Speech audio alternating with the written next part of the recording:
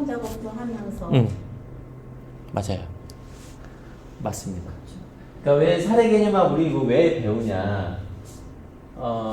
결국 내담자가 상담실의 내방에서 이 사람의 호소 문제를 듣고 상담사는 어떤 게 힘들구나, 어떤 감정적인, 어떤 행동적인 어려움이 있구나, 뭐 인간관계에서 이런 부분이 어렵구나, 이걸 듣고 앞으로 치료 계획은 어떻게 세우고, 그리고 기법은 이 사람에 맞게 어떤 이론으로 어떤 기법을 쓰며, 그리고 이 사람의 이런 상담 전체 과정에서 변화들이 경험되잖아요. 뭐 저항하기도 하고 할 때 어떤 기법과 어떤 태도로 내가 임해야겠다라고 하는 전체적인 가정을 해 나가는 과정이에요. 이것을 사례 개념화다라고 설명을 하고, 수많은 상담 이론들이 있잖아요. 인간중심, 정신분석, 게슈탈트, 뭐 심리학, 가족치료, 다양한 상담 이론에 거기에 포함되어 있는 개념들이 있잖아요. 그 개념들을 바탕으로 내담자의 호소 문제를 여기에 적용해서 각각의 개념들을 이제 포함시킨 하나의 여러 상담 사례들이 또 존재하죠. 아, A라는 사람은 이 호소 문제를 가졌는데 이 호소 문제를 풀어내기 위해서 어떤 이론을 선택했고 그 이론 중에 어떤 기법을 적용했더니 이 사람의 호소 문제가 어떤 과정을 통해서 달라지는구나를 이제 알 수 있는 게 우리 전체 이 과정의 방향성인 거죠. 절반 틀린 것도 이제 확실히 알겠어요. 아, 네. 틀리지 않으셨어요. 조금 다르게 표현하신 부분을 조금 더 명료하게 말씀드렸고요. 자, 그래서 오늘 지난 시간에 말씀드렸던 내용을 한번 좀 짚어가면서 이야기를 나눠보려고 합니다. 사례 개념화의 이해와 중요성. 왜 사례 개념화, 우리 사례 연구가 왜 이렇게 중요하냐. 특히 사례 개념화는 여기 나와 있는 것처럼 상담 과정에서 매우 필수적이고 내담자의 문제를 정확하게 이해하고 그 해결 방안을 찾도록 돕는 것입니다. 그래서 사례 개념화라고 하는 이 방식의 기본 과정과 오해, 진실, 그리고 기능에 대해서 한번 짚고 오늘 주제로 넘어가도록 하겠습니다. 사례 개념화의 기본 과정이 있죠? 세 가지가 있습니다. 왜 할까? 이유의 존재죠. 그리고 그 이유 탐색의 중요성, 그리고 해결책 발견, 이렇게 세 가지로 볼 수 있겠습니다. 사람들마다 각자 이제 정서적으로, 행동적으로, 또 인지적으로 다양한 어떤 심리적인 문제들이 있는데 그 심리적인 문제가 발생하는 근본적인 원인이 있죠. 그 원인을 바라보는 것이 각각의 이론들마다 일부 좀 비슷하게 설명하기도 하고 개념적으로 다르게 설명하기도 합니다. 그래서 내담자가 이 호소하는 어려움은 복잡한 요인들이 합해진 결과죠. 그래서 상담자는 내담자가 호소하는 이런 다양한 문제의 어떤 원인들을 파악하면서 포커싱, 집중하는 데 있죠. 그리고 이 이유를 탐색을 하는 과정에서 단순히 내담자가 겉으로만 이야기했던 이런 표면적인 주제뿐만 아니라 그 이면의 주제, 무엇 때문에 이런 정서와 행동, 인지, 관계, 신체적인 면에서 어려움을 호소할까? 그래서 내담자의 그 이면에 또는 시면의 깊은 면에서 어떤 어려움들이 있을까를 살펴보는 것이 매우 중요한 작업이고, 앞으로 우리가 상담자로서 내담자를 돕는 과정에서 구체적인 방법을 세울 수 있다라고 볼 수 있겠습니다. 또한 그 원인을 우리가 본질적인 원인을 파악하게 되면 내담자에게 이런 상담에 대한 동기를 제공하고 이에 맞는 구체적인 방법, 기법을 명확하게 정할 수 있죠. 그렇기 때문에 이런 사례 개념화가 이러한 맥락에서 중요하다라고 볼 수 있겠습니다. 사례 개념화에 대해서 많은 오해와 진실이 있는데요. 첫 번째 오해는 내담자에 대한 정보를 많이 우리가 수집하면 수집할수록 사례 개념화가 더 잘 될 것이다. 또 객관적인 정보가 많으면 많을수록 내담자를 더 잘 알 수 있다 라고 하는데요. 여기는 진실은 뭐라고 되어 있나요? 객관적인 정보 넘어서 주관적 경험과 생각, 감정을 이해하는 것이 핵심이다 라고 되어 있어요. 내담자가 만일에 주관적으로 요즘 제가 잠을 잘 못 자요 라고 하면 아, 잠을 못 자는구나. 거기에만 포커싱 할 것이 아니라 그 잠을 이루지 못하는 것이 도대체 내담자의 어떤 경험과 연결되어 있는지 그 주관적 경험에 초점을 잡는 것이 더 매우 중요하다라고 볼 수 있겠습니다. 그래서 눈에 보이는 정보보다 어떤 정보? 눈에 보이지 않는 내담자의 내면의 주제들, 내용들을 우리가 바라보는 것이 매우 필요하다라고 볼 수 있겠습니다. 특히 언어적으로는 괜찮아요 하지만 신체적으로 여기 나와 있는 것처럼 신체적으로 그 사람의 행동이나 말투, 표정 이런 비언어적인 정보를 통해서도 내담자의 이런 이면에 호소하는 문제가 도대체 무엇인지 알 수 있는 거죠. 그래서 사례 개념화에서는 단순히 객관적 정보뿐만 아니라 주관적 정보, 또 심층적인 면들을 탐색을 하는데 여기에서는 이제 이런 면들을 주관적 세계에 초점 맞추기다라고 설명을 하고 있습니다. 그래서 내담자의 문제의 진짜 이유가 어떤 것인지, 과거의 경험인지, 가치관인지, 어떤 신념인지, 어떠한 감정적인 어려움인지를 이런 다양한 상호작용을 통해서 일어난 현상들을 사례 개념화를 통해서 이 사람의 삶의 세계, 이 사람의 세계가 어떤 세계로 구성되어 있는지를 면밀하게 보는 것이 사례 개념화의 본질적 이유라고 얘기할 수 있겠습니다. 두 번째 오해는요, 여기 나와 있는 것처럼 내담자의 정보를 모아 정리하고 분석하는 단순히 퍼즐을 맞추듯이 그냥 연결해서 내담자의 문제를 설명하는 것이 사례 개념화인가? 라고 생각하곤 합니다. 하지만 이 정보를 기록하고 정리하는 목적이 단순히 정보를 분석하고 정리하는 것을 넘어서 내담자 이야기 속에 담긴 감정과 의미, 그 정말 속뜻을 알고자 하는 시도예요. 도대체 현실에서 어떤 것이 결핍되었기에 이 사람은 이러한 말과 감정, 신체적인 반응을 하는 걸까에 더 깊이 있게 우리가 들어가야 하는 거죠. 그래서 여기 나와 있는 것처럼 그 말과 행동 뒤에 숨겨진 감정, 느낌을 들여다보면서 어떻게 해서 이런 감정이 현재 삶에 영향을 주게 되었는지를 면밀하게 바라보는 과정이다. 그래서 여기는 이렇게 비유하고 있죠. 마치 소설을 읽듯이 내담자의 이야기를 전체적으로 이해하려고 노력하고 그 속에 담긴 감정적인 의미를 파악하는 것이 중요하다라고 소개를 하고 있습니다. 이게 얼마나 어려울까요? 그렇죠? 언어적으로 표현하지 않는데 신체적으로 또는 행동적으로 감정적으로 그 의미를 파악하고 탐색하고 구체화하는 거 매우 어려운 작업일 수 있습니다. 이때 감정적 의미를 파악하기 위해서는 내담자의 이 문제를 더 깊이 있게 이해하기 위해서 뭐 다양한 우리 질문들 그리고 상담자와 내담자의 어떤 관계성 그리고 다양한 기법을 통해서 그 이면의 감정, 진짜의 의미를 바라보는 이 과정도 사례 개념화다라고 볼 수 있겠습니다. 세 번째 오해는요, 사례 개념화는 그냥 처음만 잘하면 된다.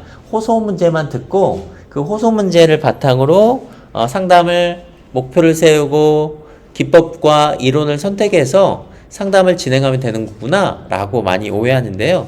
여기에서는 뭐라고 얘기하고 있나요?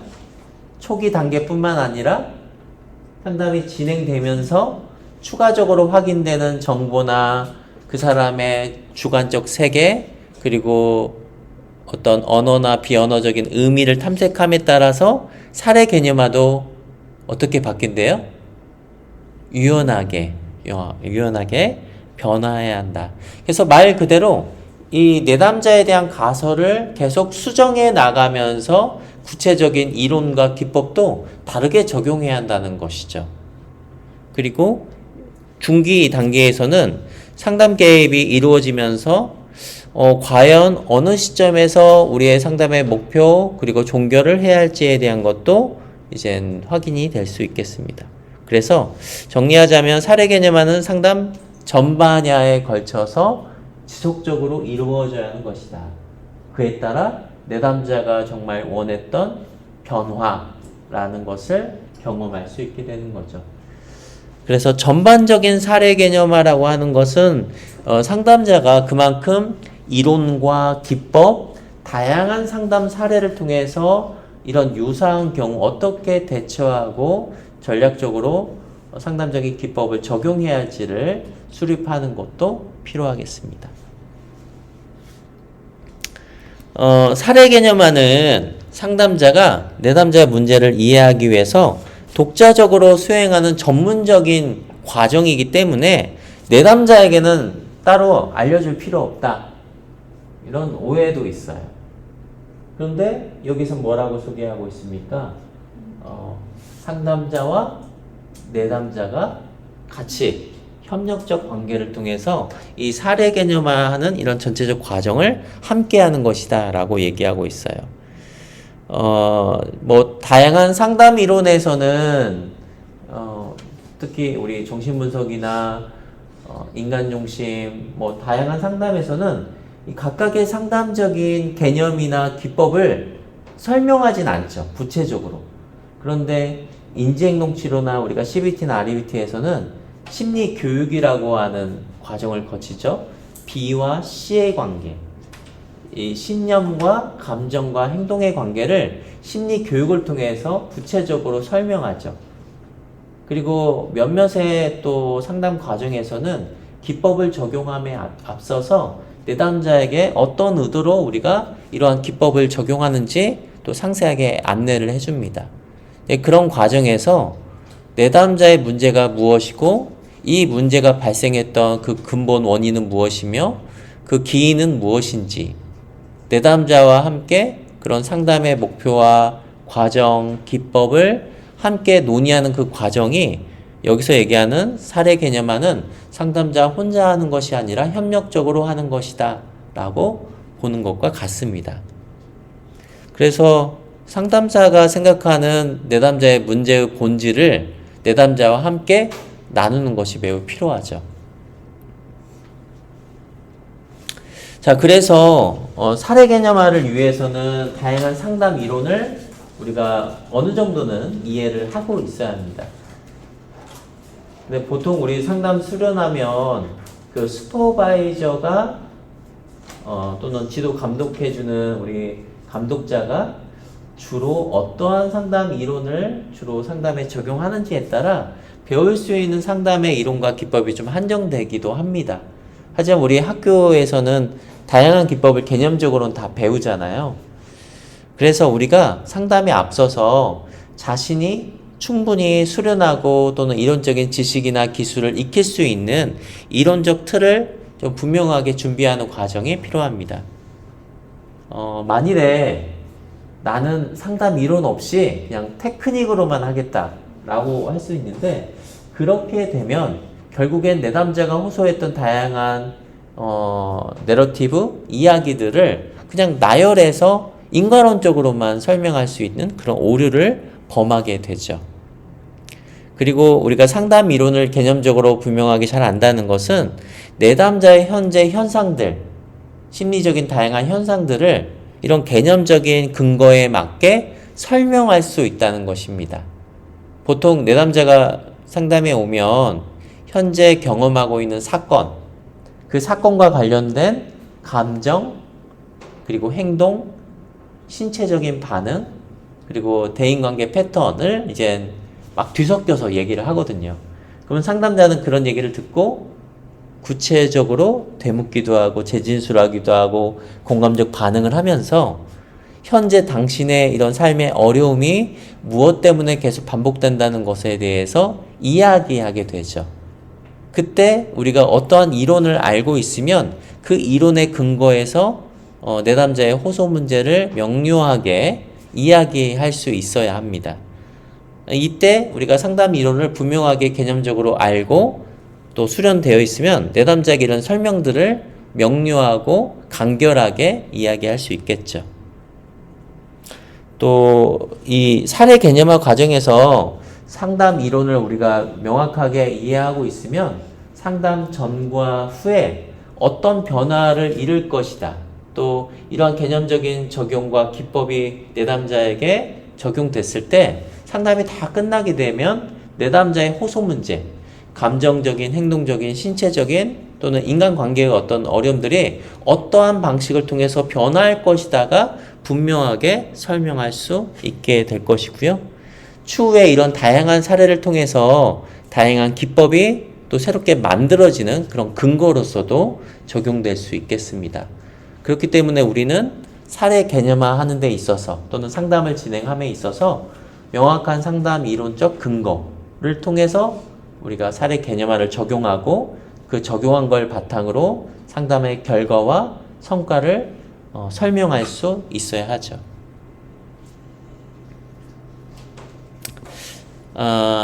제가 이제 며칠 전에 저기 광주의 한 초등학교에서 집단 상담을 했어요. 집단 상담을 했는데 집단 상담 끝나고 저는 항상 그 담임 선생님에게 그 리뷰를 좀 해드리거든요. 제가 관찰한 거, 경험한 거를 선생님에게 이렇게 이야기를 해드려요. 아이들이 보였던 행동들의 어떤 특성들, 정서적인 반응, 그리고 인지적인 어떤 반응들, 신체적인 표현, 또 언어적인 어떤 진술 능력, 이런 제가 직접 눈으로 관찰하거나 듣거나 했던 면들을 직접 선생님에게 이야기를 하는데 선생님이 제 얘기를 이렇게 뚜렷이 이렇게 눈을 보면서 열심히 경청하시는 거예요. 그러니까 다 듣더니 하시는 말씀이 제가 몇 개월 전에 어떤 선생님이 와가지고 똑같이 왜냐면 집단 상담을 좀 했대요. 학교 예산이 있으니까.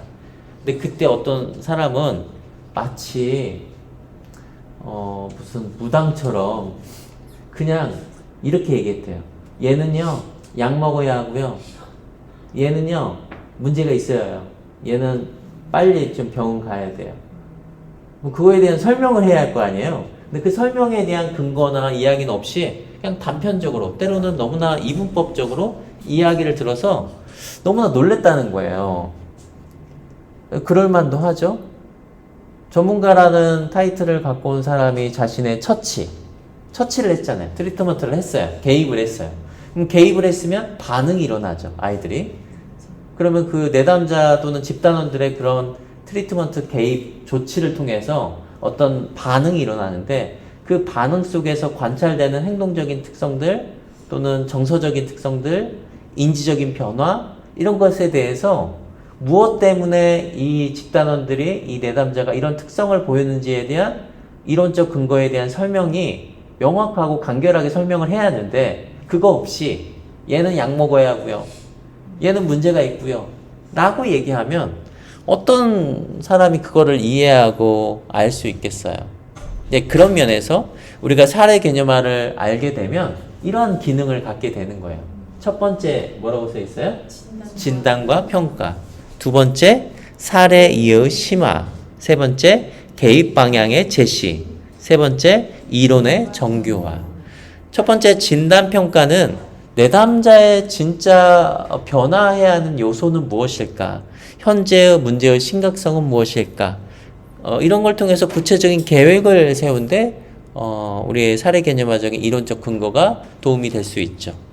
그리고 이 사례 개념화라고 하는 상담 이론적 근거를 통해서 내담자의 문제를 바라다 보면은 내담자의 과거의 경험, 현재의 경험, 미래의 경험이 앞으로 이 사람의 삶에 어떠한 영향을 줄 거며 이런 문제들을 변화시키기 위해서는 어떻게 해야 하는지에 대한 이해, 가설을 세울 수 있게 되죠. 이러한 문제를 변화시키기 위해서 어떠한 기법과 방법과 전략, 방법으로 개입을 하겠다라고 하는 목표 설정이 분명하게 제시될 수 있겠죠.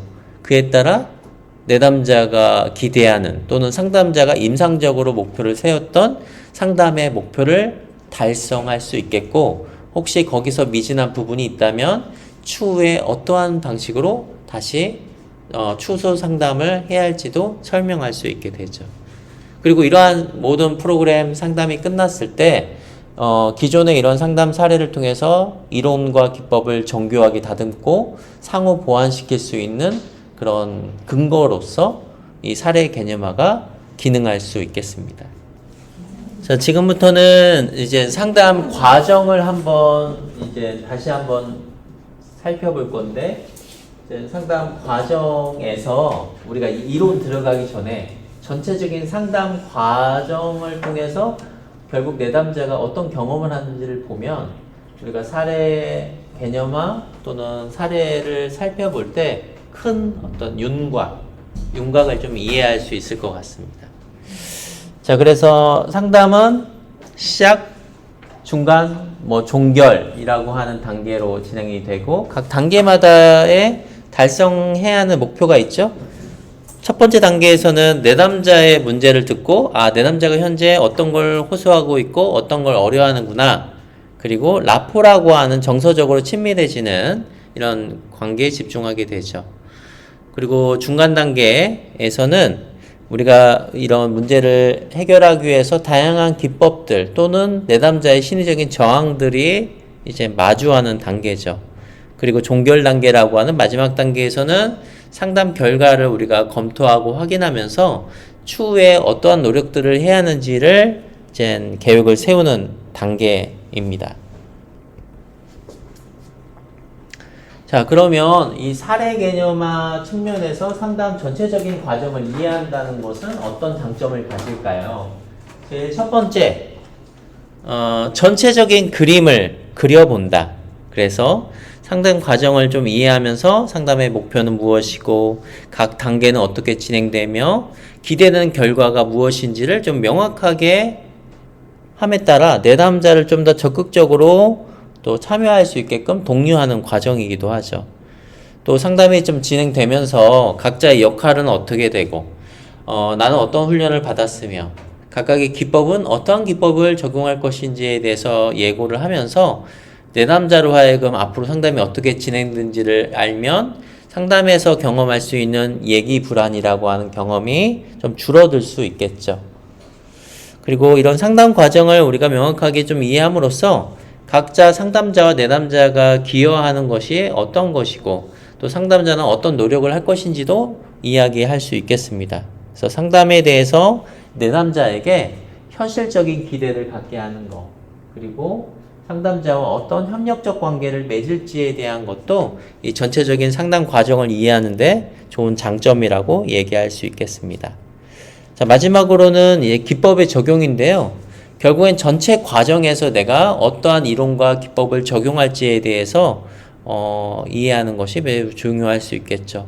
그걸 통해서 내담자가 호소하는 문제를 어떠한 방식으로 문제를 해결할 것인지도 소개할 수 있겠습니다. 자, 그렇다면 초기 과정에서 우리가 이제 겪는 그 과정을 한번 큰 윤곽에서 다시 한번 살펴볼게요. 지금까지 우리가 다양한 과목에서 상담 이론과 실제 또는 상담 실습 과목을 배웠지만 상담의 전체적 과정을 개관한 적은 그렇게 많지는 않은 것 같습니다. 초기 단계에서는 일단은 여러분이 처음으로 상담자를 만났다고 생각해 보세요. 그리고 또는 여러분이 내담자로서 이제 상담을 한다고 이게 그 자리에 딱 앉아 있다고 상상을 한번 해보십시오. 무슨 말을 어떻게 해야지? 어떤 말부터 하지? 이거 괜찮은 주제인가? 저 사람 괜찮은 사람인가? 괜히 왔나? 별의별 생각이 다 들거든요. 그럴 때 상담자가 첫 만남부터 좀 편안하고 안전한 분위기를 좀 갖게 하는 것은 매우 좀 중요할 수 있겠죠.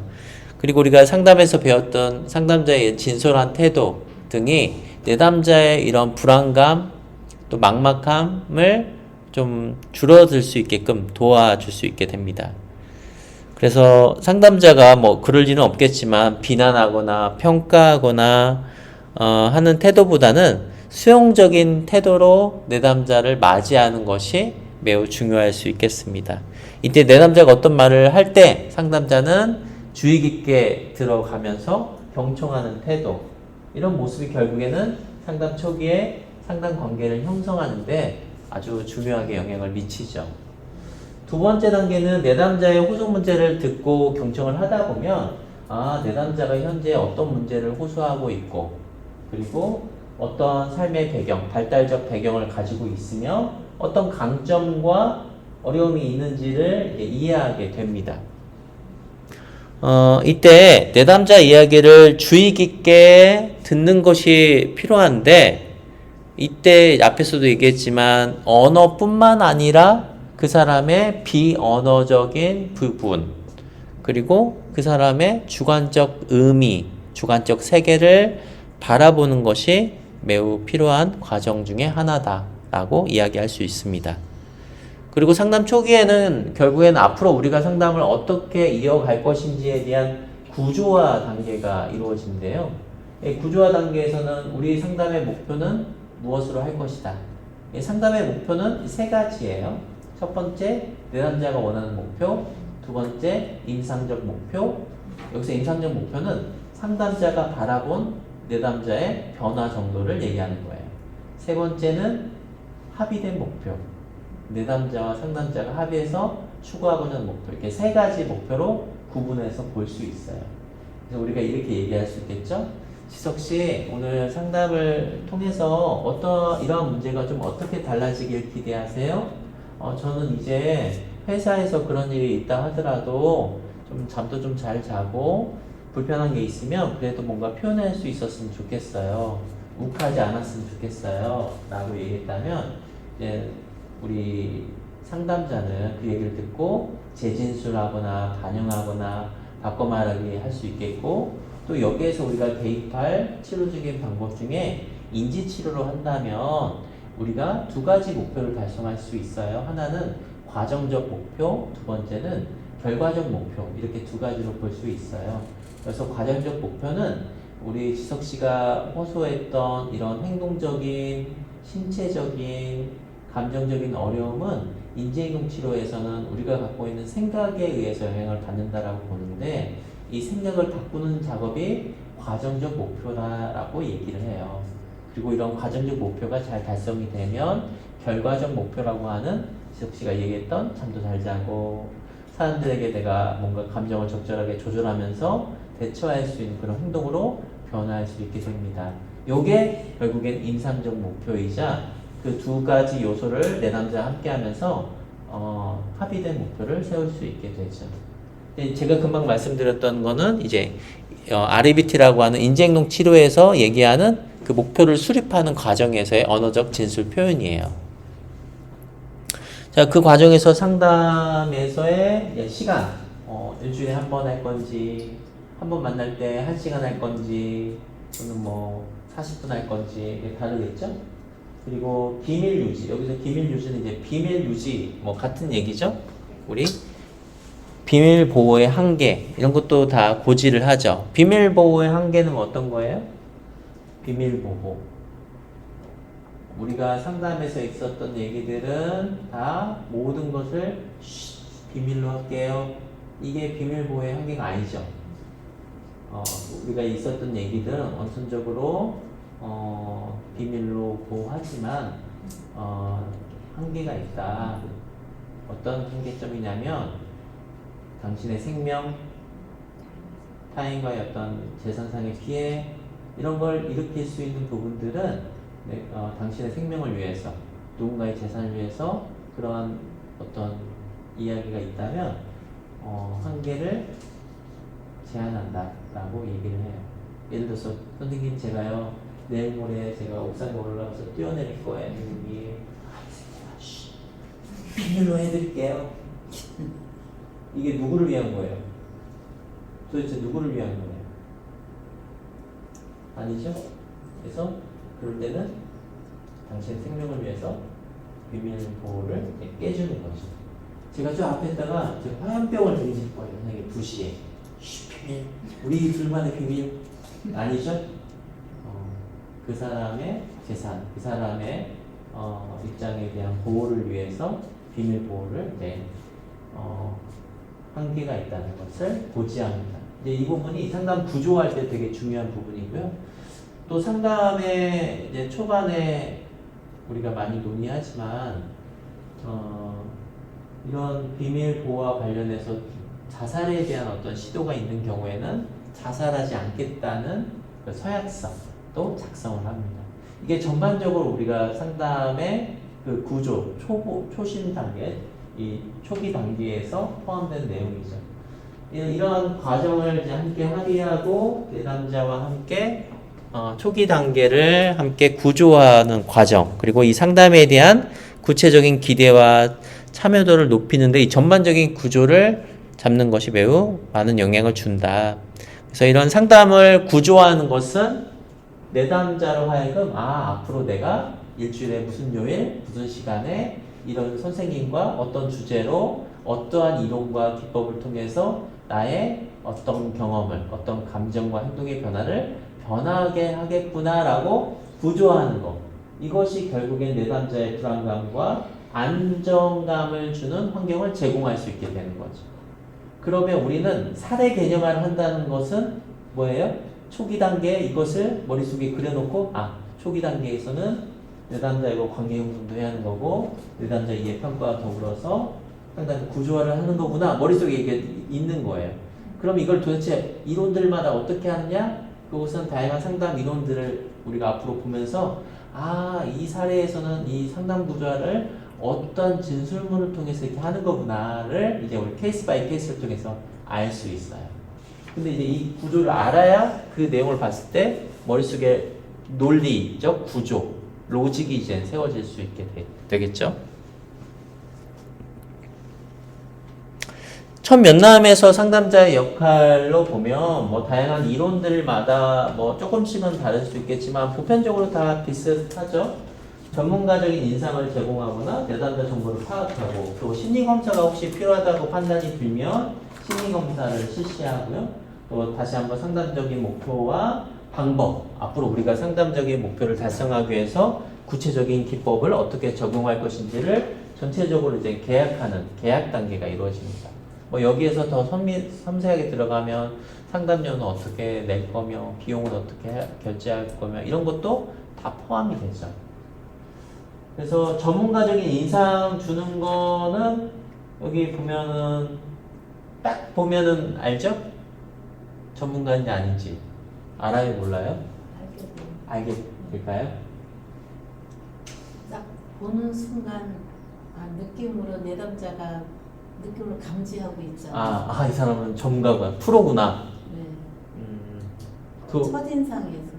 그 근거가 그리고 뭐예요? 그 분위기나 분위기, 느낌? 분위기도 있고 그 사람에게서 흘러나오는 어떤 분위기도 있고 사람에게서 흘러나오는 분위기도 있고 근데 그게 오류가 있지 않을까요? 있기는 있겠죠.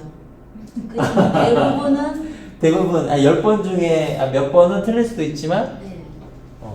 그러니까 이제 이런 거죠. 우리가 사람을 이렇게 만나잖아요. 상담이 아니어도 사람 많이 만나잖아요. 그럴 때 이 사람 정말 괜찮은 사람 같네. 괜찮은 것 같아. 느낌이 그래. 느낌이 자기하고 딱, 맞는 사람도 나는 딱 맞는 것 같아. 근데 좀 같이 시간을 보내다 보면 이 사람 이상한 사람이야. 이럴 때 있잖아요. 그러니까 최근에 이효리 씨가 그런 얘기하고 혹시 들으셨나 모르겠는데 이효리 씨가 좀 그렇대요. 사람들 만나면 오빠 그 남편 있잖아요. 남편. 오빠 이 사람 정말 괜찮은 사람인 것 같아. 근데 같이 만나다 보면 오빠 이상한 사람이었어. 그렇대요. 그러니까 남편이 뭐라고 얘기하냐면 자기야 앞으로 당신이 만난 사람 보면은 모든 사람이 다 이상한 사람이라고 생각해. 그런데 걔 중에 아니면 이 사람 괜찮네? 라고 생각하는 거야. 그렇게 생각하고 사람을 만나니까 속이 편해졌대요. 세상 사람들 이상한 사람이 더 많구나. 근데 우리는 상담할 때 이 사람이 정말 괜찮은 상담자인지 아닌지 어떻게 판단해요?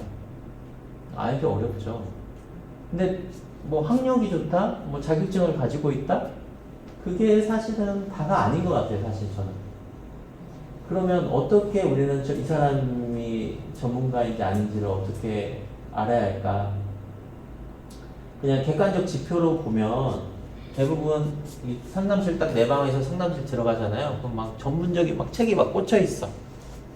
그리고 뭐 뭔가 그 옆에 자격증 또 뭐 학위증 뭐 이런 게 막 있기도 하고요. 그 공간 환경이 주는 이런 분위기도 있죠. 아 이게 전문가구나 뭐 이렇게 알 수 있어요. 근데 진짜 전문가적인 인상을 제공한다는 것은 그 사람이 주는 분위기도 얘기하셨지만 그 사람의 언어적 표현을 들어보면 알아요. 그 사람이 쓰는 어휘 그리고 치료적인 근거 그거를 우리가 이야기를 들어보면 좀 명료하게 알 수 있죠. 그 말은 즉슨 우리가 상담자의 입장에서 내담자에게 상담을 구조할 때 쓰는 말들이 굉장히 중요하다는 것을 의미해요. 선생님, 저 이 상담 받으면 정말 좋아질 수 있을까요? 대박이에요. 완전 좋아져요.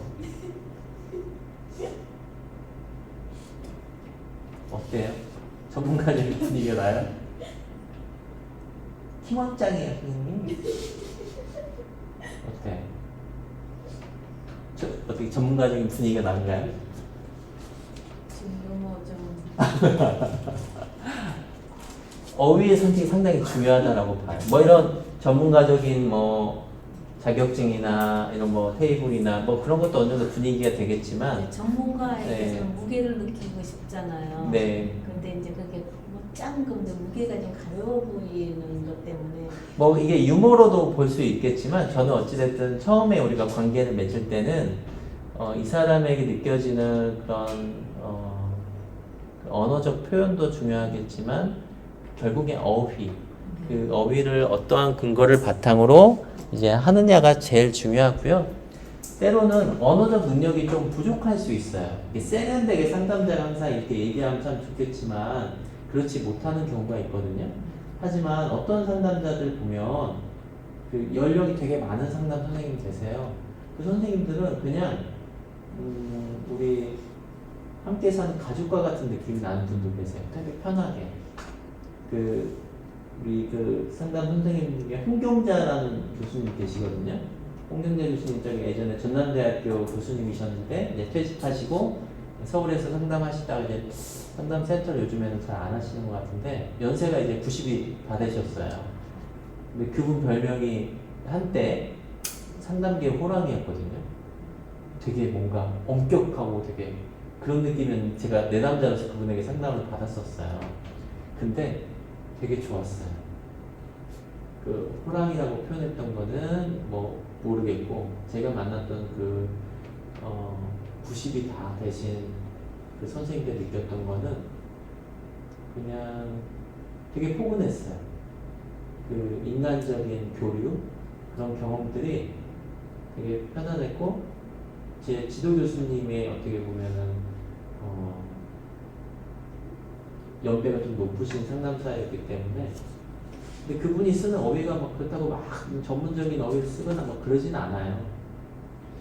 그렇지만 그분이 상담 과정에서 보여줬던 그런 정서적인 따뜻함 그러면서도 좀 명쾌함 이런 부분들이 제가 얘 역시 전문가는 다르구나 라고 좀 느낀 거죠. 근데 그게 우리가 막 인지적으로 공부를 많이 한다고 해서 막 생기는 것 같진 않아요. 그래서 기본적으로 이제 우리가 해야 하는 전문적 지식 이런 부분도 좀 중요하겠지만 결국엔 상담에서는 이런 정서적인 안정감을 어떻게 제공할 것인가가 결국 이 전문가적인 인상을 제공하는 것이 아닌가라고 생각이 들고요. 또 내담자 정보를 이제 파악하는 데 있어서 다양한 정보들이 있죠. 뭐 상담 경험이 있는지 또 문제의 성격은 뭔지 인격적 특성과 적응력 상태는 어떠한지 이 다양한 내용들을 포함할 수 있겠습니다. 그리고 심리 검사가 반드시 필요한 건 아니에요. 내담자의 문제를 듣고 이런 경우에는 조금 더 심층적인 뭐 다면적 인성 검사든 뭐 SCT든 때로는 풀배터리든 이런 주제별로 심리 검사의 필요성을 확인하는 게 필요하지. 무조건 모든 내담자마다 풀배터리 모든 검사를 다 한다? 그러면 효율적이지 않죠. 그걸 이제 판단하는 것도 상담자의 초기 역할이고 또 이를 통해서 전반적인 앞에서 했던 내용을 바탕으로 상담자의 목표를 수립하는 것까지가 상담자의 첫 면담에서의 역할이다라고 볼 수 있겠습니다. 자, 그리고 이때 이제 상담자의 태도가 나오는데요. 이 태도는 보시면 여러분이 지난 학기 때 우리 상담 실습했었죠? 실습했을 때 했던 내용들이에요. 그리고 다 보편성으로 이런 상담의 태도는 우리가 흔히 이렇게 얘기하는 인간 중심적인 요소들, 인간을 존중하는 요소들이 많이 반영이 되어 있습니다. 경청하기, 관심 기울이기, 비밀 보장이라고 한 요소죠. 그래서 경청하기 단계에서는 상담 초기에 내담자의 이야기를 주의 깊게 듣고 내담자 말을 끊지 않고 눈을 마주치고 몸을 기울여 집중하고 또 내담자가 편안하게 자신의 이야기를 충분히 얘기할 수 있게끔 인내심을 갖고 기다려 주는 것, 그리고 내담자 말 속에 담긴 감정과 의미가 무엇인지 바라보고 내담자가 현재 느끼고 있는 이런 걱정이나 혼란스러움 이런 감정을 공감하고 이해하려는 시도, 그리고 내담자에게 이런 상담의 과정이 비밀 보장으로 유지될 수 있음을, 그리고 그에 따른 한계점도 있다는 것을 고지하는 것도 상담자의 초기 상담 관계를 형성하기 위한 중요한 태도라고 얘기할 수 있겠죠. 또 비판적인 태도를 지향하고 적절한 개입을 하는 것도 초기 상담자의 태도라고 볼 수 있겠는데요. 앞에서 이미 말씀드렸지만 처음에는 내담자의 이야기에 대해서 비판적으로 이야기하기보다는 내담자의 이야기를 충분히 받아들이고 이해하고 재진술, 확인하고 이런 과정의 태도를 갖는 것은 좀 필요합니다. 뭐 그럴 리 없겠지만 그것 때문에 힘들어요? 별로 힘들 것 같지 않은데? 이거 어때요? 상담자의 태도. 뭐 그거 가지고 요즘 뭐 힘든가? MZ라 그런가? 어때요? 아직 덜 살아봐서 그래요. 나이 되면 너 다 살만해. 어때? 그거 말고 다른 주제 얘기해봐요. 할 얘기가 많기죠, 그러면. 아니 저희 딸이 네. 직장 처음에 들어가가지고 힘들어가지고 그 직장에서 이제 연결해가지고 상담을 받으러 간 거예요. EAP 관련된. 네. 근데 상담자가 지금 똑같이 얘기한 거예요. 아니 초기에 직장생활 다 그러고지 다 힘들고 그걸 뭘 힘들다고 그러냐. 그렇죠. 이렇게 얘기해가지고 자신이 안 간다. 그렇죠. 왠지 내담자 입장에서 이런 상담자의 태도가 초기 라포 형성하는 그 과정에서 굉장히 큰 장애물이 될 수 있겠죠. 직장생활 처음 하면서 그런 어려운 점이 있었다는 거죠. 무엇 때문에 그렇게 힘들다라고 느끼시나요? 이렇게만 얘기해도 이 사람이 지금 내 얘기를 들으려고 하는구나 라고 충분히 좀 느낄 수 있거든요. 그래서 지금 제가 하는 이 표현 있잖아요. 이 표현이 워딩으로 어떤 선생님이 이렇게 적었어요. 제 수업 때 어떤 학생이 막 적었어. 그걸 막 연극 대사처럼 막 외워. 막 대사를 외워가지고 상담 실습한다고 했는데 교수님 말을 제가 그대로 써가지고 했는데 저는 그 느낌이 전달이 안 돼요. 그렇게 얘기하는 거예요. 근데 그 어감이 있나 봐요. 제가 쓰는 어감. 상담적인 표현을 할 때 제가 쓰는 어감이 있는데 교수님 제가 안 돼요. 저는 안 되나 봐요. 이 워딩을 그대로 제가 마치 외워서 했는데 이게 안 돼요. 이렇게 되는 거예요. 근데 이거는 제가 봤을 때는 좀 훈련된 것도 좀 있고, 그리고 개인마다의 그 리드미컬한 이런 흐름이 있잖아요. 말의 흐름. 그러니까 여러분의 마음을 담아서 그 흐름에 맞게 언어적 표현을 해야 하는 거지. 자기한테서 자연. 그렇죠. 나에게 익숙한 표현으로 바꿔서 해야 하는 거지. 이거를 뭐 연극 대사처럼 외운다고 해서 되는 게 아니죠. 자연. 너 밥 먹었니? 나 밥 먹었다? 이렇게 하면 그것도 이상한 거잖아요. 그렇죠. 네. 그 누구죠? 박경림이라고 하는 혹시 그 개그맨 MC 혹시 아세요? 요즘에는 영화 MC로 많이 등장하는데 이 박경림 씨가 그 누구 팬이었던 건지는 아세요? 박수원의 팬클럽 회장이었어요. 그래서 이 사람이 고등학교 때 뭐 그걸로 되게 유명해져서 되게 그 2000년대 초반에 많은 대중들에게 사랑을 받았던 연예인이었어요. 방송인. 그러다가 이제 아이 출산하고 이제 미국을 유학 가서 이제 뮤지컬이나 이쪽으로 이제 공부를 더 많이 하면서 한국에 왔는데 아이를 이제 출산을 하고 나니까 방송국에서 이제 안 불러주는 거예요. 예, 그러다가 이제 이런 어려움들을 이제 최근에 ETG에서 막 얘기를 하는데 자기가 처음에 방송했을 때 되게 인기가 좋았잖아요. 그래서 조인성하고도 이렇게 로맨스도 찍고 막 이랬대요. 조인성 씨랑 처음에 이렇게 그때는 조인성 씨는 그냥 모델이었고 자기는 되게 많이 이렇게 인기 있는 탑스타였는데 그때는 조인성하고 같이 로맨스 있는 씬을 찍으려고 하니까 감독이 물어봤대요. 너 인성이랑 어떻게 괜찮겠어? 하니까 박경림 씨가 너무 감사하죠. 뭐 이렇게 얘기를 하는 거예요. 너무나 멋진 청년과 그런 로맨스 장면을 찍으니까. 그래서 조인성 씨가 와서 어떻게 우리 이 작업을 하냐라고 물어보니까 자기도 연기 지도를 누구한테 받았냐면 김국진 씨한테 연기 지도를 받았대요. 그래서 김국진 씨가 연기 지도를 할 때 박경림 씨한테 대사를 주고 너 한번 읽어봐. 이렇게 했대요. 제가 약간 지금 흉내낸 거예요. 김국진 씨. 읽어봐. 그러면 이제 막 읽잖아요. 그럼 좀 다르게 해봐. 한 10번의 스타일을 만드는 거예요. 10번의 스타일. 그 중에 야, 두 번째가 괜찮지 않니? 그 두 번째로 해. 이렇게 했다는 거죠. 그럼 여러분도 상담을 계속 하다 보면 자신만의 어감, 자신만의 표현 이런 것들이 이제 만들어지게 되거든요.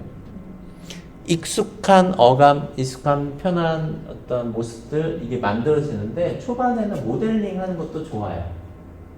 어떤 상담자와의 상담 수련을 하다 보면 아, 저 사람이 쓰는 언어적인 표현, 어휘 이런 것들이 나의 전문가적인 태도나 내담자의 초기 라포 형성을 할 때 굉장히 도움을 주는구나를 알게 될 거고 그 후에는 여러분이 아, 나는 이런 표현, 이런 질문을 내담자에게 하고 싶은데 이 질문이 정말 적절할까?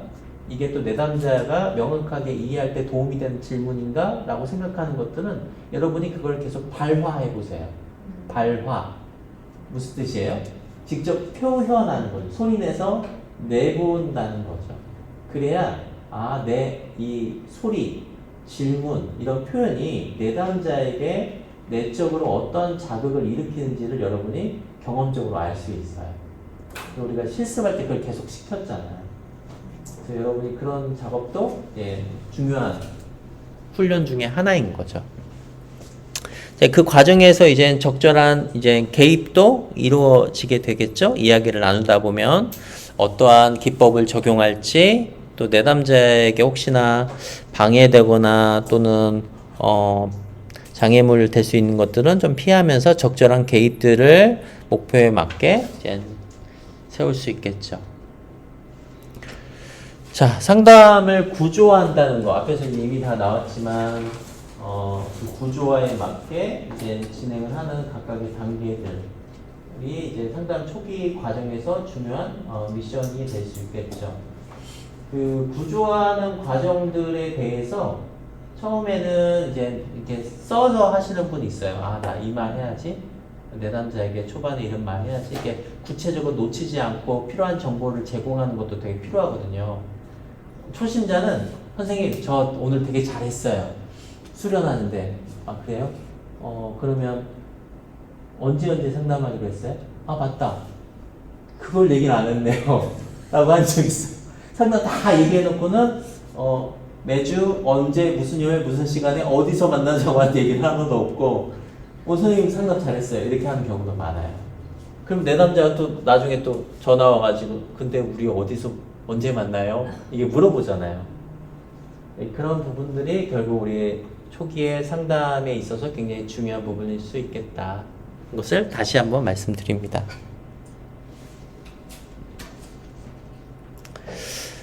자, 그리고 초기에 충분히 나타날 수 있는 현상들이 있는데요. 내담자가 참여가 좀 저조하거나 상담자에게 과도하게 의존하거나 기대치와 이해가 부족한 경우 이렇게 세 가지 현상들이 일어날 수 있죠. 특히 상담에 본인의 동기로 오지 않고 누군가에 의해서 온 경우 있죠. 예를 들어서 우리 아동 청소년의 경우에 이렇게 엄마가 시켜서 또는 아빠가 시켜서 상담에 내방하는 경우, 그럼 이제 이렇게 상담실에 오면 이름이 뭐라고? 여보세요. 지석이 맞지? 네. 오늘 어떤 얘기 한번 나눠볼까? 이거 언제 끝나요? 아, 나 친구들하고 놀기로 했는데. 아, 친구들하고 놀기로 했어? 아, 그래? 우리 상담의 목표를 한번 세워볼까? 아, 이거 해야 돼요, 꼭? 아, 진짜. 어때요? 이런 내담자 만나면 어떨 것 같으세요? 힘들 것 같아요. 그러면 선생님이 그 말 딱 하는 순간 이 청소년 마음에 아싸 성공이다. 안 와도 된다. 어떻게 하면 이런 참여 저조한 내담자에게 좀 참여 동기를 좀 일으킬 수 있을까요? 저희 보니까 안전하고 편안한 분위기를 조성해야 합니다. 야 누워. 야 편하게 쉬어. 편하게 쉬어. 집단 상담은 더 심하거든요. 학교 밖 청소년들이나 또는 쉼터에 있는 친구들 만나면 팔짱 끼고 이렇게 다 젖히고 있어요. 그러면 저는 어떻게 할까요? 처음에는 제가 동기가 있으니까 얘들아 자 오늘 선생님 왔다. 뭐야 쟤? 다 이러고 있어요.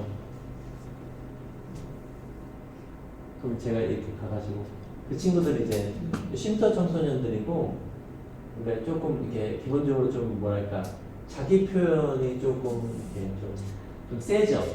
막 욕도 그냥 스스럼 없이 하고. 근데 꼭 그렇다고 해서 그 아이들이 나쁘다라고 생각할 수는 없잖아요. 그 아이들의 표현이고 현재 상황이니까. 그러니 가가지고 핸드폰 보고 있으면 야 뭐야 너 뭐 하고 있어? 야 재밌냐? 요즘 이런 거 보나? 이게 무슨 게임이야? 말 걸죠. 그리고 어떤 경우에 이렇게 있으면 좀 바닥에 앉아요, 저는. 마음씀 바닥에 앉아서 근데 우리 뭐 해야지 않을까? 하면 아이들이 뭐야 이 사람 예, 좀 그렇게 봐요. 그럼 성공한 거예요. 그럼 아이들이 좀 뭐가 다른데 예, 그렇게 느끼면 되는 거예요. 근데 거기다 의스대거나 내가 뭐 치료사인데 너희들 뭐 왜 집중 안 해? 이러면 이 라포 형성이라고 하는 그게 이제 어렵죠. 되도록이면 굉장히 그 대상에 따라 다르긴 하지만 그렇게 기본적으로 좀 안티하거나 반사회성이 좀 있는 청소년들이거나 자기 저항이 심한 집단일수록 그렇게 좀 집단 리더든 상담자가 조금 그 권위라고 하는 의식을 전문성이라고 하는 의식을 어느 정도 조금 내려놓고 해야 이 참여 동기를 어느 정도 좀 올릴 수 있어. 야 너 핸드폰 보고 있는데 야 근데 너 오늘 왜 왔어? 왜 왔어 오늘? 뭐 때문에 왔어? 엄마가 오래요. 그래? 야 진짜 쉽지 않다 그치? 그러면 이제 좀 위안이 되죠. 그 아이 입장에서. 그래서 이 참여 동기를 올린다는 건 초심자 입장에 되게 어려운 주제이기도 하지만 어떤 면에 있어서는 정말 인간과 인간을 만났다고 생각하면 굉장히 쉽게 풀어갈 수 있는 요소들이 굉장히 많아요. 그래서 이 사람, 이 상담 선생님 안전한데 그리고 편안한데 라고 이제 느끼는 게 좀 중요하죠. 엎드려서 자는 집단원들도 있어요. 그러면 제가 천 들고 다니지 않잖아요. 그럼 천을 바닥에 펼쳐요. 야 누워 자. 그럼 이게 누워요. 실제 막 누워요. 그러면 내가 이불 덮어줄게. 이불 이렇게 덮어. 야 불 꺼라 불 꺼. 불 끄고 음악 좀 틀어주고 아이들에게 좀 정서적으로 좀 편안하게 해주고. 그렇게 시작해요 일단. 네. 근데 이제 열심히 한 동기가 높은 아이들은 뭐 그런 빈도가 좀 적지만 이 동기가 좀 적은 집단원들은 좀 그렇게 하기도 하고요. 두 번째로 초기에 좀 많이 나타나는 게 이 상담에 대한 어떤 의존이죠. 상담자의 의존. 우리가 건강한 상담자만이 상담에 대해서 그 얘기했던 주제의 책이 있어요. 그 책에서는 상담의 과정을 세 가지로 설명하거든요. 상담의 과정. 용어가 좀 독특한데 첫 번째 단계를 애착하기, 두 번째 단계를 몰입하기, 세 번째는 분리하기. 이렇게 상담의 과정을 설명해요. 그 마치 뭐 하는 거랑 똑같아요? 아이 양육하는 거랑 똑같은 과정인 거예요. 결국에는 우리가 에릭 에릭슨의 생애 발달 단계를 보면 제일 첫 번째 단계가 신뢰대 불신감이잖아요. 그리고 마지막 단계가 뭐예요? 자아 통합이라고 하는 그런 과정이죠. 그리고 중간 단계에서 아이가 어느 정도 성장했을 때 자율성이라고 하는 주도성이라고 하는 그 과정을 발달과업상 경험해야 하는데, 그러려면 결국에는 주 대상자인 양육자가 결국 이 대상을 떨어뜨릴 수 있는 기회를 제공해야 한다는 거거든요. 결국 그 아이로서 살 수 있는, 시행착오를 겪을 수 있는 기회를 제공하는 거. 결국 상담에서는 내담자가 호소하는 그 어려운 과제들을 상담자와 함께 하면서 같이 신뢰적인 관계를 맺는 그 과정. 아, 이 사람은 안전하구나, 내 얘기해도 되겠다라고 하는 애착 관계. 두 번째 단계는 그런 과정들을 다양한 경험을 통해서 좌절 경험을 들여다보기도 하고, 역할을 바꾸는 이런 기법을 제공하기도 하고, 과거의 나의 어떤 비합리적 신념을 검토하기도 하고 하는 몰입된 경험. 이게 몰입하기. 마지막 단계가 아, 이제 나의 현실로 돌아가서 이런 시행착오를 겪어도 내가 이런 문제를 해결할 수 있어 라고 하는 분리하기 단계로 거쳐지게 되죠. 이 각각의 단계에서 사실 치료자, 상담자는 많은 번아웃이라고 하는 소진 경험을 겪을 수 있다라고 그 책에서는 소개를 해요. 근데 만일에 이제 마지막 분리하기 단계, 이제 현실로 가서 너의 삶을 한번 살아봐라고 했는데 이제 내담자가 이제 얘기하죠. 선생님, 그 문제는 해결됐고요. 이 문제 또 있어요. 또 새로운 문제를 이렇게 가져오기도 하고, 계속 의존, 본딩이라고 하는 떨어지지 않으려고 하는 욕구를 드러내기도 하죠. 이때 사실 상담자가 정신을 바짝 차려야 돼요. 아, 그래? 또 다른 문제 있어? 또 다뤄보자. 하게 되면 이 사람의 본래의 패턴이 이 뭔가 누군가의 관계에서 밀착되려고 하는 그런 패턴이 드러날 수 있거든요. 그거를 잘 깨우쳐 줘야죠. 그리고 또 너무나 또 상담자가 경제적으로 좀 뭔가 어려워 있으면 이 사람 한 명 한 명을 인간으로 봐야 하는데 한 사람 건당 얼마 이렇게 보는 윤리적인 문제가 발생될 수 있거든요. 그러면 내담자가 안 떨어지면 더 좋잖아. 돈 많이 버는 거잖아요. 그러면 될까요? 안 될까요? 네, 안 되겠죠. 그래서 이 의존에 대한 주제는 사실 되게 복잡한 요인들이 많이 섞여 있는 그런 주제이기도 합니다. 마지막 기대치와 이해 부족인데요. 이 기대치와 이해 부족은 상담의 목표나 이런 부분에 있어서 상담자와 내담자가 합의하는 그 과정에서 분명하게 좀 논의가 됐어야 하는데, 이게 좀 모호하게 되어 있으면 상담이 다 종결됐을 때 또는 초기 단계에서 제가 원했던 게 이게 아닌데요? 라고 내담자가 그 상담에 대한 목표를 좀 분명하게 인식하지 못하는 경우가 있어요. 그래서 내담자가 상담에 대한 기대치가 현실적이지 않거나 상담 과정 이해가 부족할 수 있기 때문에 이런 부분을 상담 초기에 좀 분명하고 간결하게 이야기를 해줘야 할 것입니다. 자, 아래 굵은 글씨 있거든요. 이거 같이 한번 소리내서 읽어볼까요? 시작. 초기 과정에서 발생하는 문제들은 상담의 성공적인 진행을 위한 중요한 과제이지만 상담자의 노력과 전문성을 통해 효과적으로 해결할 수 있습니다. 네, 맞습니다. 초기 과정에서 발생할 수 있는 문제들은 상담의 성공적인 진행을 위한 중요한 과제이지만 상담자의 노력 아니에요. 노력. 그죠? 노력. 그냥 노력 아니고요. 노력을 해야 돼요. 노력과 전문성을 통해서 효과적으로 나타날 수 있다. 그래서 그 비행기 이야기를 많이 들으셔서 아시겠죠? 비행기가 이렇게 올라갈 때 이걸 뭐라고 해요? 이륙할 때 가장 많은 연료를 쓴대요. 가장 많은 연료를 쓰고, 그리고 나서 마지막 착륙할 때 가장 많은 연료를 쓴다고 합니다. 그런 것처럼 우리 초기 과정에서 상당한 노력이 아니라 노력을 해서 상담의 라포 형성이든 상담의 목표든 이런 관계가 안정적이고 편안하게 진행될 수 있게끔 수립을 해야죠.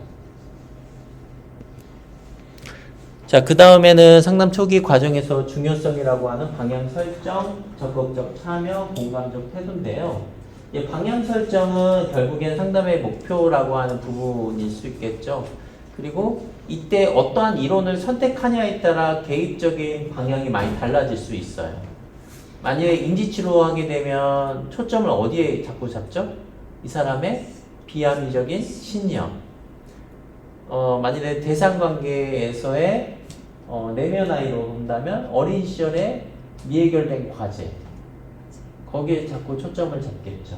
그래서 상담의 어떤 방향을 결정짓는 것은 결국엔 상담의 목표, 이를 달성하기 위한 전략. 이 전략이라는 표현은 방법을 얘기해요. 방법, 기법, 방법, 실제. 그래서 그런 방향에 따라 구체적인 방향과 전략이 수립될 수 있겠죠.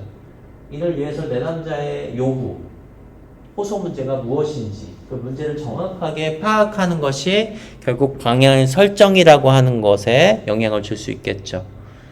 그래서 이 과정을 명료하게 해야 초기 과정에서 내담자가 알고 적극적으로 참여할 수 있겠고, 이때에도 상담자의 공감적 태도가 매우 중요할 수 있겠습니다. 그래서 초기 단계에 대한 얘기를 이렇게 말씀드렸고요.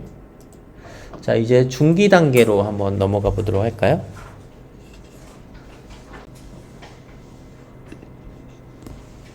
네, 중기 단계.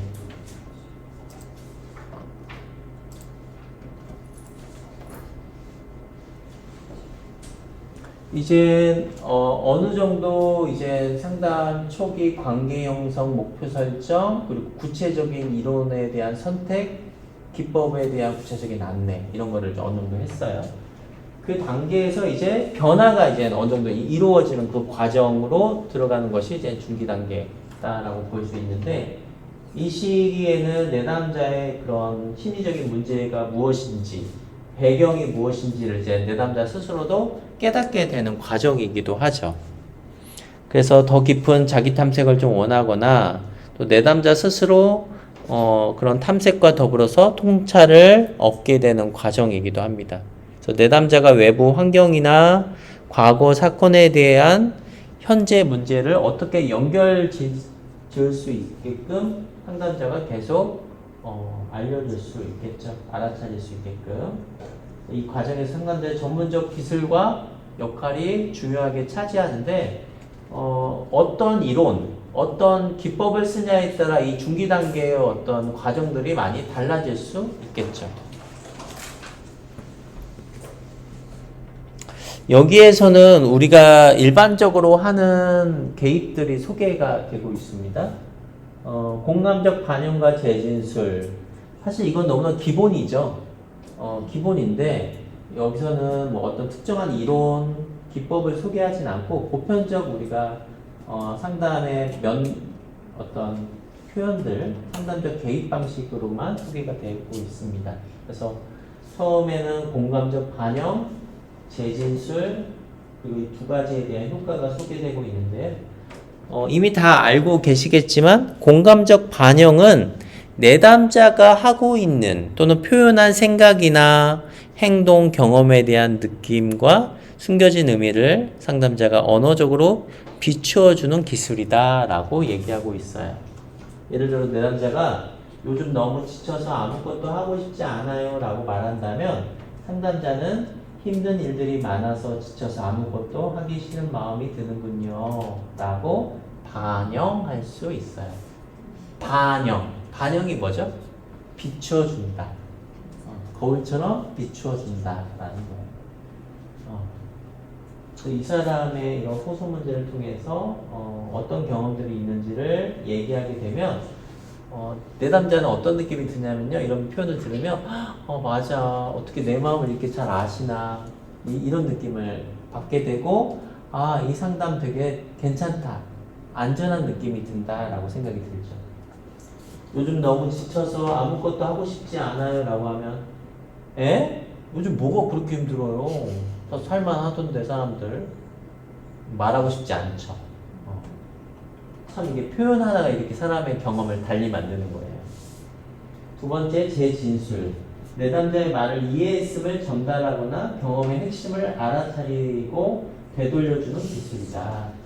내담자가 회사에서 인정받지 못하는 것 같아요 라고 얘기하면 회사에서 인정받지 못한다는 생각 때문에 힘드시는 건가 봐요 라고 얘기할 수 있습니다. 그래서 내담자 이야기를 그대로 되돌려주는 거예요.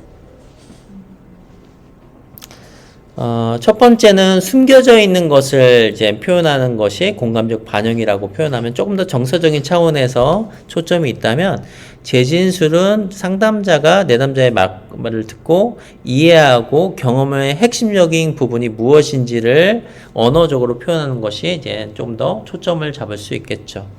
이 두 가지를 하게 되면 공감적 반영 재진술을 하게 되면 내담자는 자기 인식, 내가 어떤 감정과 생각과 경험을 하는지 알게 되고 상담자, 내담자 서로가 정서적으로 유대감을 맺게 됩니다.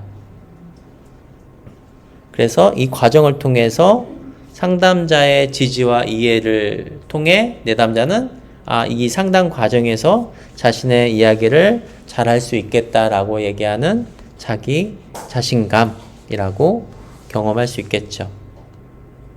이러한 어떤 기법들이 전체적으로 상담자가 내담자에게 변화를 일으키는 중요한 기법으로 적용될 수 있겠습니다.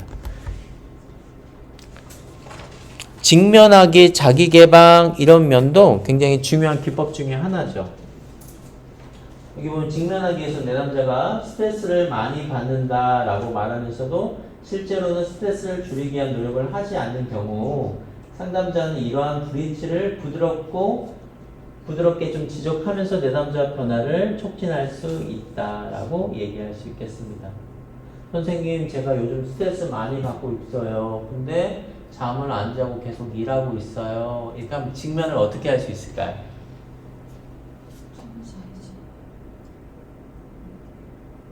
어떻게? 네. 선생님, 제가 스트레스 되게 많이 받고 있거든요. 근데 잠을 안 자고 계속 열심히 해야 할 것만 같아요. 선생님.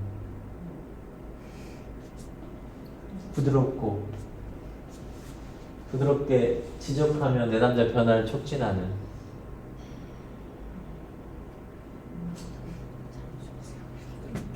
말 못하고 일을 좀 줄여보라고 얘기하고. 일을 좀 줄여보는 건 어때요? 수면에 도움이 되지 않을까? 일을 좀 줄이면 잠자는 시간이 좀 확보되지 않아요? 이렇게 얘기할 수 있겠네요. 또 다르게 표현합시다. 저도 비슷할 것 같은데 네. 일이 많아서 힘드시겠어요. 하지만 그래도 잠을 많이 주무시는 게 스트레스를 좀 줄이실 수 있으니까 일을 좀 줄이시고 잠을 더 그 시간에 잠을 더 주무셨으면 좋겠어요. 이렇게 얘기할 것 같아요. 만일에 저는 이렇게 얘기하면 어떨까요? 스트레스를 많이 받는다고 얘기하시지만 여전히 나는 잠을 안 자고 계속 그 스트레스와 관련된 일을 하고 있네요. 라고 얘기할 수 있을 것 같아요. 그 액면 그대로죠? 더 세게, 만약 홍동자 교수님이 이렇게 얘기할 것 같아요. 너 잠 안 자고 뭐하니? 너 왜 잠 안 자고 계속 일만 해? 뭐야? 왜 잠 안 자? 잠을 자야지. 힘들다면서. 이렇게 얘기하시는 편일 것 같아요. 훨씬 더 세련되죠. 그 속뜻을 좀 헤아리면서. 두 번째는 자기 개방인데요. 상담자가 자신의 경험이나 생각, 가치관, 느낌 등을 적절한 범위 내에서 내담자에게 공유하는 기법입니다. 그래서 이때 이제 내담자에게 상담자가 진솔하고 인간적인 존재임을 보여주는 것을 얘기하는데요. 이때 자기 개방은 내담자의 문제에 초점을 맞춰야 하며 상담자의 개인적인 이야기로 흐르지 않도록 주의해야 한다. 이게 이제 초점인 거예요. 선생님, 제가요 요즘 남편 관계에서 되게 괴로운 일들이 많이 생겼어요. 그래서 남편 얼굴만 봐도 짜증이 나고 제가 너무나 화가 나요. 그러면 상담자가 나도 그런데 이놈의 남편이 맨날 저는 술만 먹어가지고 이 인간이 그래가지고 완전 공감, 대공감. 나도 그래, 나도 그래. 참 내 얘기 좀 들어봐. 내 남편은 내가 산 지가 15년 넘었거든. 이거는 어떻게 된 거예요, 상담자가? 그럼 누가 상담 비용을 내야 돼요? 상담자가 내 남자에게 1시간 비용을 이렇게 드려야겠죠. 그래서 이 얘기가 그 얘기인 거예요. 너무나 그 자기 개발을 한다고 해서 상담자의 얘기로 너무나 초점이 흘러가면 되지 않을까. 근데 단 그런 건 있죠. 제 남편이 그러한 일들이 있어요. 그래서 제가 너무나 속상해요. 결혼을 하다 보면, 결혼 생활 하다 보면 남편과의 관계에서 그런 갈등이 일어나곤 하죠. 저도 결혼했던 사람으로서 그런 경험이 있어요. 그러니까 보편성 안에서의 어떤 자기 경험으로 얘기를 했을 때 굉장히 공감적 경험을 일으키죠. 당신의 경험이 정말 납득할 수 없는 주제가 아니다라는 것이 아니라 충분히 납득할 수 있는 주제이기도 하고 결혼을 했던 기혼자로서 이해할 만하다. 그거에 대해서 우리 같이 더 얘기를 나눠보자 라고 얘기할 수 있겠죠. 근데 앞에서 제가 예시를 들었던 그 사례는 정말 내 남자로부터 이건 상담 끝났을 때 도대체 내가 상담을 받은 건가 해준 건가 혼란스럽겠죠. 네.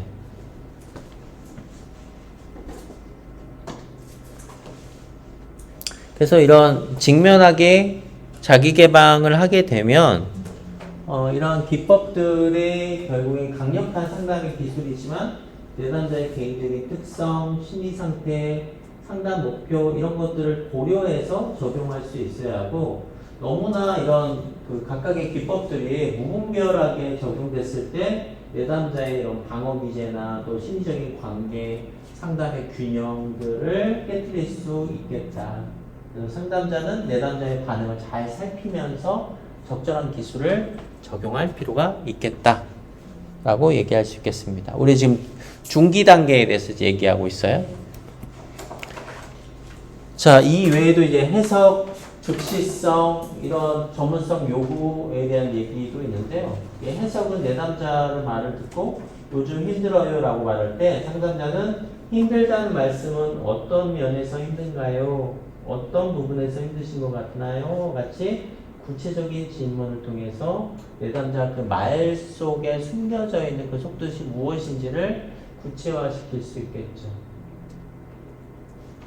또한 즉시성, 상담자가 내담자의 어떤 모습을 보고 그것을 즉각적으로 드러내는 것을 얘기해요. 예를 들어서 저는 항상 실패할까봐 두려워요 라고 말하면서 동시에 손을 떨고 목소리가 떨리는 모습을 보인다면 상담자가 지금 말씀하시는 동안 손과 목소리가 떨리는 것 같아요. 혹시 불안하신가요? 라고 즉각적인 반응을 통해 내담자의 감정의 상태를 공감적으로 이해하는 것을 전달할 수 있다 라고 볼 수 있겠죠. 이 두 가지 기법을 통해 내담자로 하여금 현재 상태를 잘 이해하도록 돕고 자신에게 도움이 되는 새로운 관점을 갖게 하는 이런 면에서 두 가지 기법이 도움이 될 수 있겠습니다. 이 외에도 다양한 기법들이 존재하죠. 정보 제공, 전이, 역전이 이러한 현상들도 있는데 정보 제공은 어떤 건가요? 내담자에게 상담 과정에서 필요한 정보를 제공하는 거죠. 뭐 예를 들자면 어떤 건가요? 요즘에는 학교마다 교육복지사라고 하는 그런 제도가 있거든요. 그 사업이 교육복지 우선 지원 사업이라고 하는데 그러면 거기에서 선생님이 이제 아이들 사례 관리를 하거나 사정을 하거나 그래요. 여기서 이제 사정이라는 표현은 이 아이의 문제가 무엇이지라고 하는 표현을 사회복지에서는 사례 개념이라고 표현하지 않고 사정이다라고 사회복지적 용어로 설명을 해요. 그래서 이제 아이가 이제 얘기하겠죠? 선생님, 저 요즘 선생님한테 계속 지적을 받아요. 라고 이제 상담을 한다면, 뭐 때문에 이렇게 지적을 받아? 제가 계속 엎드려서 자거든요. 그래? 엎드려서 자? 어떤 일이 있어 좀 피곤한 거니? 엎드려서 자는 이유가 있을 건데, 그 얘기 선생님한테 해줄 수 있어? 사실 앞이 잘 안 보여요. 그게 무슨 말이야? 앞이 잘 보이지 않는다니? 제가 안경이 필요한데 집에 돈이 없어 안경을 살 수 없어요. 그러면 이제 우리 그 교육복지 우선지원 사업의 대상자가 기초생활수급자나 차상위계층 이런 어떤 각 소득순위에 포함되는 학생들에게 의료적인 개입 또는 이런 의류, 옷이죠, 옷. 그리고 뭐 어떤 교육적인 지원, 아이들에게 어떤 그 학습에 대한 부족이 확인되면 학원을 이제 보내주거나 학습 지도를 어떤 지원해주거나 이런 것들을 해주거든요. 그러면 그래 지석이가 앞이 보이지 않는다는 게 시력이 교정된 안경이 필요하다는 건데 그러면 그것과 관련해서 어떤 서류 가져오면 선생님이 안경을 무료로 맞춰줄 수 있어. 그럼 너 이런 서류를 언제까지 선생님한테 제출해. 그러면 그거를 근거로 너에게 안경 맞출 선생님한테 다시 가보자. 이렇게 할 수 있는 거예요. 그럼 상담 과정에서 이런 구체적인 정보를 내담자에게 제공하는 것도 상담에서 중요한 기법 중에 하나인 거예요. 우리가 상담이라고 하면 꼭 정서적인 차원만 상담이라고 많이 오해하고 있는데 이런 구체적인 삶에 맞닿아 있는 정책적 제도에 대한 안내 또 결국엔 상담의 중요한 정보 제공의 중요한 역할 중에 하나인 거죠. 남편이 맨날 술을 먹는데요. 그러면 어떻게?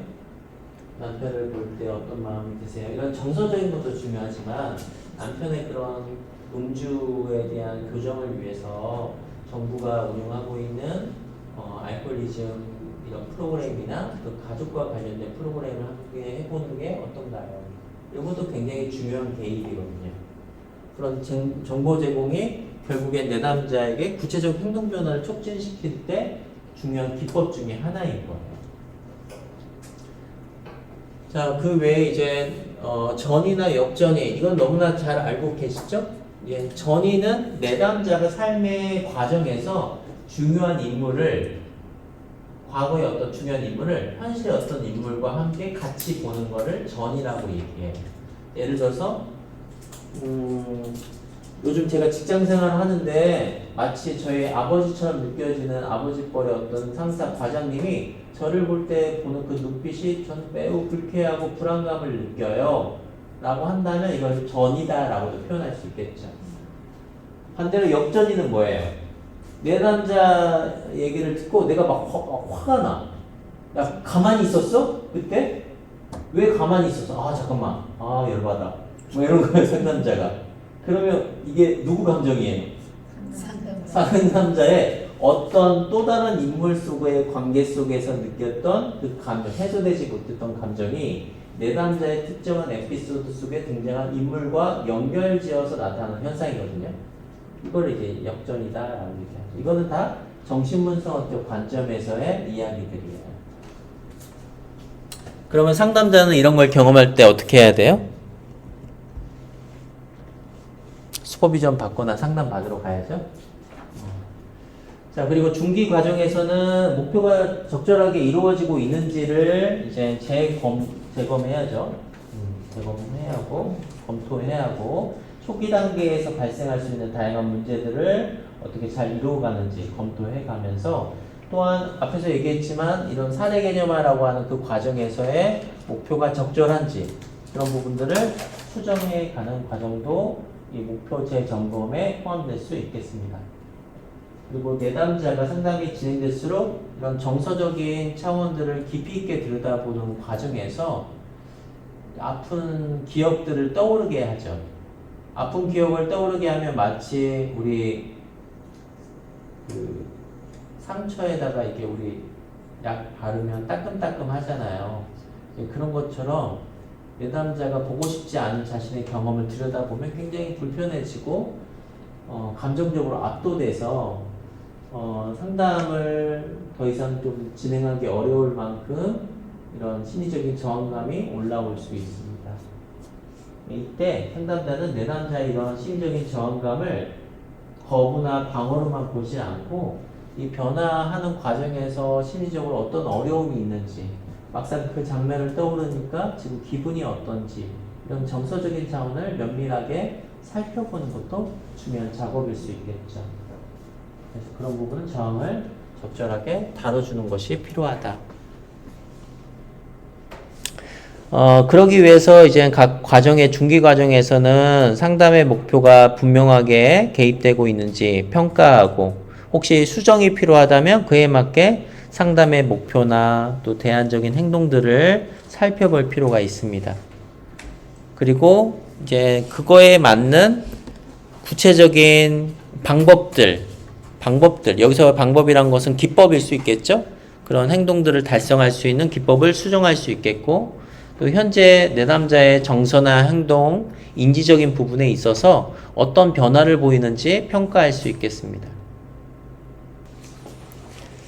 네, 이제 그 초기 단계, 중기 단계를 지나서 마지막 이제 종결 과정까지 이제 왔습니다. 이제 종결 단계에서는 말 그대로 내담자와 상담자가 함께 합의했던 목표가 이제 잘 이루어졌는지, 혹시 부족한 부분이 있다면 추후에 이제 어떻게 할 건지, 또 일상으로 다시 돌아갔을 때 어떠한 노력들을 할 것인지에 대한 과정이기도 합니다.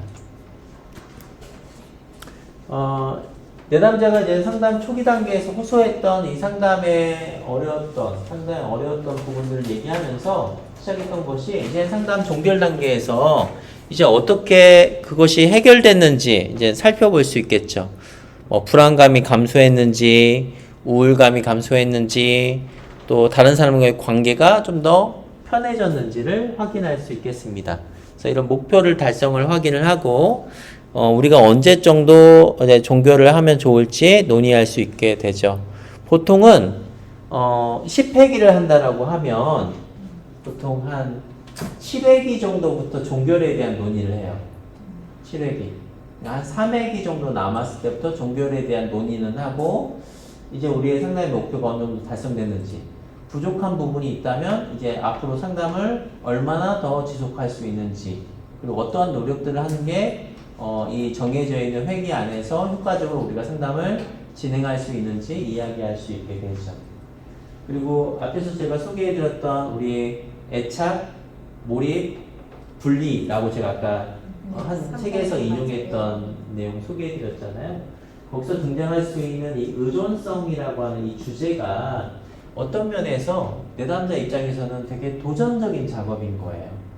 내가 현실에서는 누군가가 나에게 이렇게 정서적으로 사회적 지지나 이런 것들을 해주지 않았는데, 상담자와의 이런 계약된 관계 안에서 내 삶의 다양한 어려움들을 도전하고 다양한 고민을 같이 나누고 현실에서 한번 연습해 봤다면, 내가 한번 이런 마지막 종결이라고 하는 의존적 관계를 분리하는 걸 통해서 온전히 나의 삶에 책임을 다하는 경험을 마주한다는 것은, 그거는 대단한 자신에 대한 효능감을 경험하게 하는 거죠.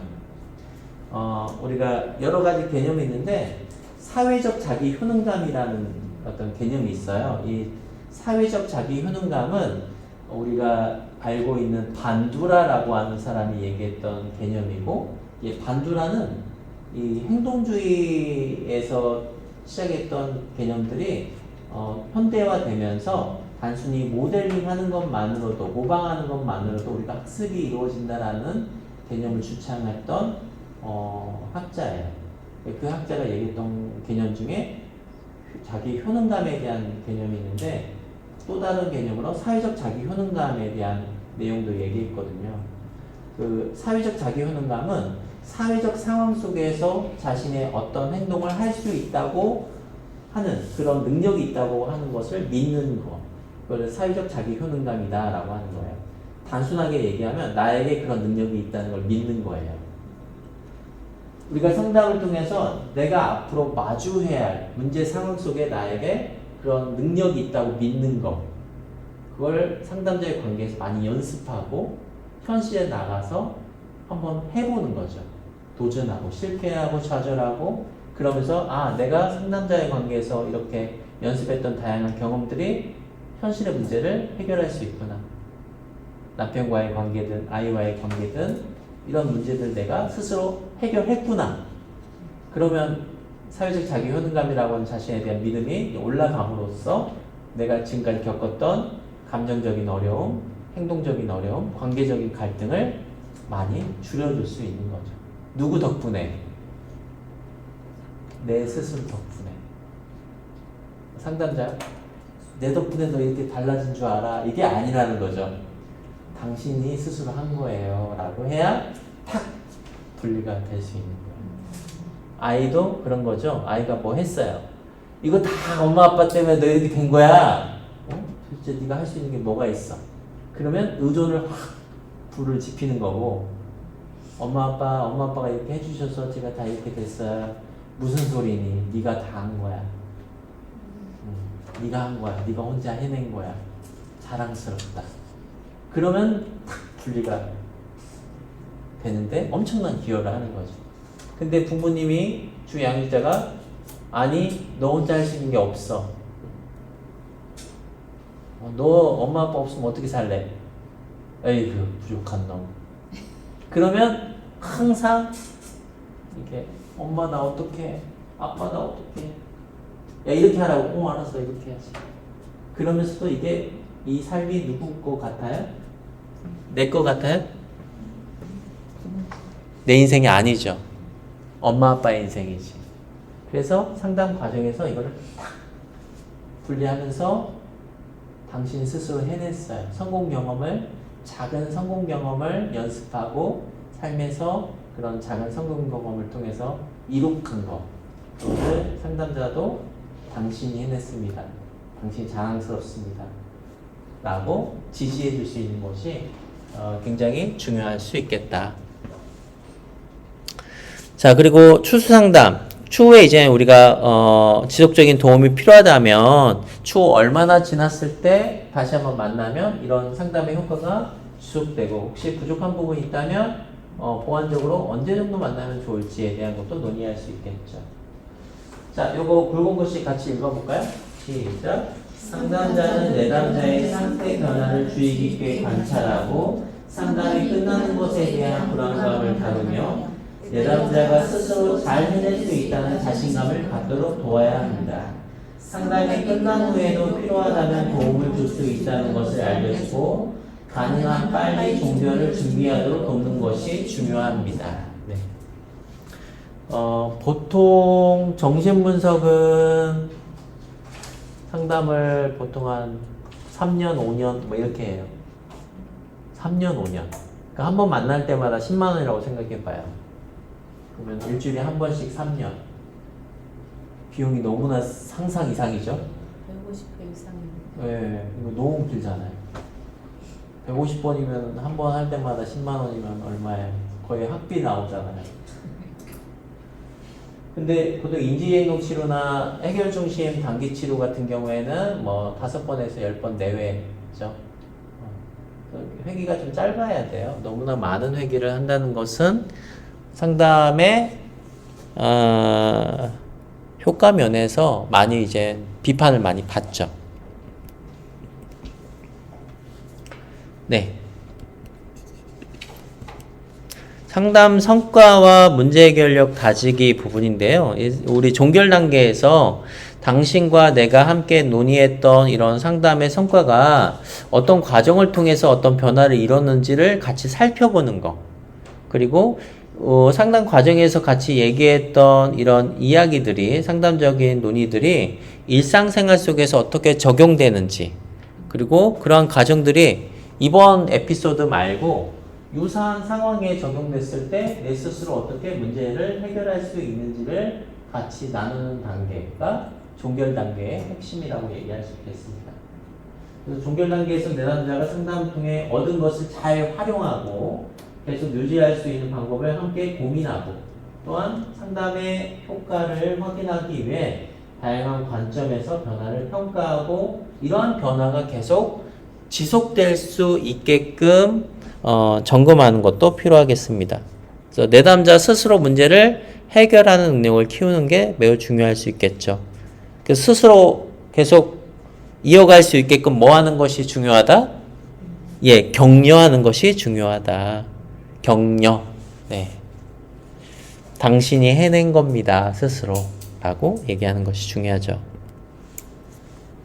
또 추후 과제에 대해서 같이 논의할 수 있겠죠. 혹시나 이 상담의 범위 또 주제 이게 너무나 처음부터 많이 쏟아냈다면 이번 우리 10번 만나는 동안은 이 주제를 먼저 초점을 잡아서 얘기해 봅시다 라고 했고 그 과제를 종결 단계까지 지속했다면 혹시 남은 과제가 있다면 그 남은 과제가 서로 앞에서 논의했던 상담의 목표를 달성했던 것과 어떤 연결성이 있다면 그 연결성 있는 부분에서 같이 해결되지 못한 부분을 논의할 수 있겠죠.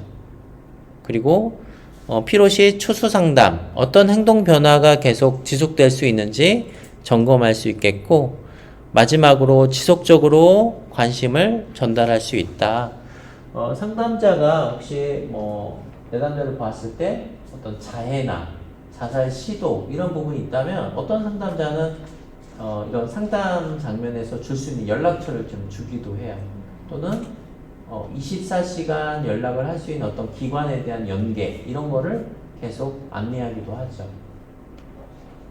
어떤 상담자는 상담 관계에서 계속 연락을 주고받고 하는 경우도 있어요.